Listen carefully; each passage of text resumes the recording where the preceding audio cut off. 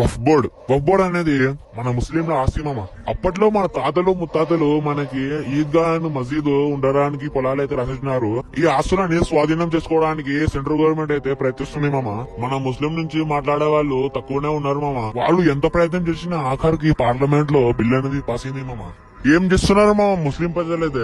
ఇంకా ఆఖరికి మనం కాకపోతే ఇంకా ఎవరు రెస్పాండ్ అవుతారు మామ? సుప్రీంకోర్టు ఈ రోజు ప్రశ్న అడిగితే కేంద్రం ఉన్నటువంటి ప్రభుత్వం సమాధానం చెప్పలేనటువంటి పరిస్థితి ఏర్పడింది. అందుకనే ఇది ముస్లిం యొక్క ఆస్తులని కబ్జా చేయడానికి తప్ప ఇది ఓటు కాదు. ప్రజల మధ్య వైసీపీలు సృష్టించాలని తప్ప ఓటు కాదు.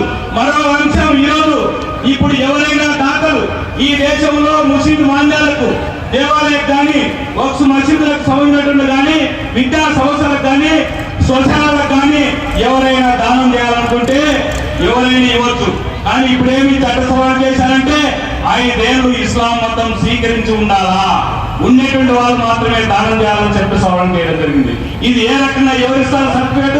5 ఏళ్లు ఇస్లాం మతం తీసుకున్నట్టు ఎవరు రుజువు చేయాలా? ఈరోజు అనేక మంది హిందువులు కానీ ముస్లింలు కానీ క్రిస్టియన్లు కానీ అనేక మంది అనేక చర్చిలకు అనేక దేవాలయాలకు అనేక మసీదులకు దాన ధర్మాలు ఇస్తుంటారు. దానికి కూడా ముస్లిం మతం 5 సంవత్సరాలకి వాళ్ళు ప్రార్థన చేసి ఉండాలా, ఆ రకంగా ఉంటేనే వాళ్ళు దానం చేయడానికి అనే చట్టం చేయడం జరిగింది. ఇది అన్యాయం అని చెప్పి మేము ప్రశ్నిస్తున్నాం.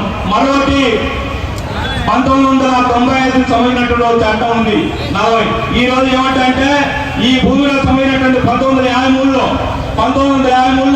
ఈ భారతదేశంలో సంబంధించినటువంటి ఒక భూమిని కానీ ఒక స్థలాన్ని కానీ 12 సంవత్సరాలు అనుభవిస్తే అటువంటి భూమికి సర్వ హక్కులు అనేవి ఉన్నాయి. దాన్నే సవరణ చేస్తూ ముస్లింలకు సంబంధించినటువంటి చట్ట సవరణ చేస్తూ చేయడం జరిగింది. దాన్ని ఈ రోజు 40ని రద్దు చేస్తూ 36ని తీసుకువచ్చారు. కాబట్టి హిందూ ముస్లింల మధ్య విడదీయడానికి, ఐక్యతను విచ్ఛిన్నం చేయడానికి, లౌకిక రాజ్యాంగాన్ని విచ్ఛిన్నం చేయడానికి, రాజ్యాంగాన్ని విచ్ఛిన్నం చేయడానికి ఈ రోజు బీజేపీ సంబంధించినటువంటి చట్టం. అందుకని నందికొట్టు సోదరులతో కూడా ఐక్యంగా ఈ చట్ట సవరణను వ్యతిరేకించాలా. ఇప్పటికే అనేక చోట్ల దాడులు జరుగుతూ ఉన్నాయి. దీన్ని కంట్రోల్ చేయాల్సిన అవసరం ఉంది. ఇప్పటికే సిపిఎం పార్టీ అధికారుల చోట కేరళ సంబంధించినటువంటిది సపోర్ట్ చేస్తున్నాం. దేశవ్యాప్తంగా చట్ట సవరణకు వ్యతిరేక ఆందోళన పాల్గొంటామని చెప్పి తెలియజేస్తున్నాం. ధన్యవాదాలు.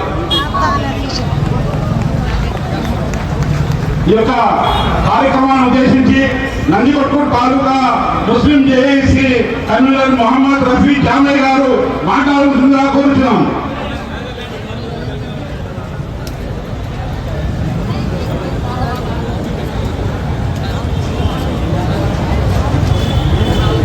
अस्सलाम वालेकुम रहमतुल्लाहि व बरकातुहू। भाइयों, सबसे पहली बात यह है कि मैं आप सबका शुक्रिया अदा करता हूँ कि आपने इस कड़ी धूप में यहाँ पर खड़े होकर के अल्हम्दुलिल्लाह कौम मिल्लत के लिए आप अपना वक्त कुर्बान करके यहाँ पर खड़े हैं। आज हम देखते हैं कि हिंदुस्तान के मुख्तलिफ इलाकों में मुसलमान ही नहीं बल्कि गैर मुस्लिम भी इस वक्त बिल के खिलाफ यानी जो कानून बनाया गया है इसके खिलाफ सड़कों पर निकले हैं, रैलियां निकाल रहे हैं और उसके अलावा जद्दोजहद कर रहे हैं कि इस बिल को वापस लिया जाए। तो सबसे पहली बात मैं आपको ये बताऊं कि ये हिंदुस्तान, ये भारत हम सबका है। यहाँ हर एक को एक ही नजर से देखने का हुक्म दिया गया। हमारे कानून में, हमारे दस्तूर में ये लिखा गया है कि भारत का हर आदमी इस देश में रह सकता है और उसके अलावा यहाँ रंग, नस्ल, जात पात नहीं देखी जा सकती। एक दूसरे का एहतराम करेंगे, एक दूसरे के मजहब का एहतराम करेंगे।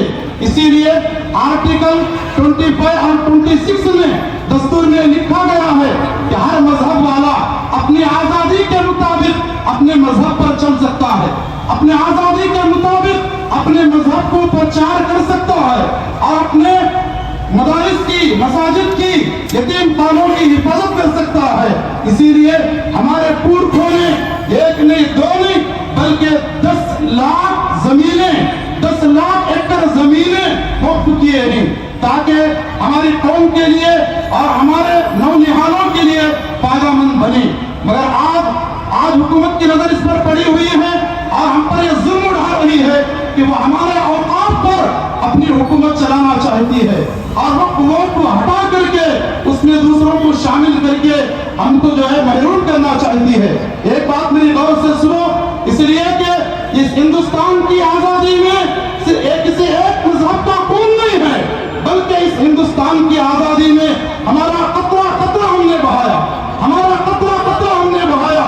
इसीलिए अल्लामा इकबाल ने कहा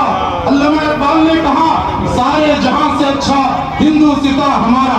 इसलिए कि क्रिसमस आता है तो ईसाई भाई ईद मनाते हैं, उगादी आती है तो हिंदू भाई ईद मनाते हैं, रमजान का महीना आता है तो मुसलमान ईद मनाते हैं, मगर 15 अगस्त को आता है तो हिंदू, मुस्लिम, सिख और ईसाई सारे के सारे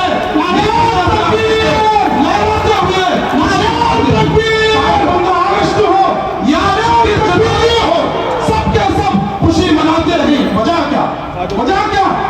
क्रिसमस में सिर्फ ईसाई ईद मनाते हैं, उगादी में सिर्फ हिंदू भाई ईद मनाते हैं, ईद उल अज़हा ईद उल फितर में सिर्फ मुसलमान भाई ईद मनाते हैं, मगर 26 जनवरी को और 15 अगस्त को हिंदू, मुस्लिम, सिख, ईसाई सबके सब ईद मनाते हैं, खुशी मनाते हैं।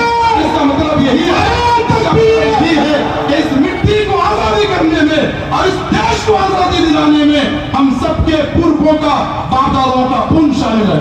तो लिहाजा मैं आप सबको यही कहता हूँ कि मेरे भाइयों, आज काला कानून जो लागू किया जा रहा है, हमारे पूर्वों के जो जमीन वक्फ की गई है, उसे ये लोग हमारे मसाजिद और मदारिस को ढाने और मुसलमानों को नुकसान पहुंचाने की जो साजिशें कर रही है, इंशाअल्लाह ये होने नहीं देंगे। होने देंगे क्या?